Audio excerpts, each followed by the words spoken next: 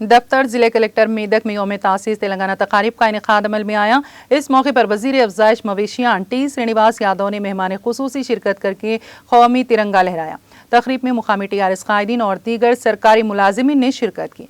इस मौके पर मुनक़िदा यौम तासीस तेलंगाना तकरीब से खिताब करते हुए रियासती वजीर टी श्रीनिवास यादव ने तेलंगाना अवाम को यौम तासीस की मुबारकबाद देते हुए रियासत की तरक्की और अवाम की खुशहाली के लिए नेक तमन्नाओं का इजहार किया।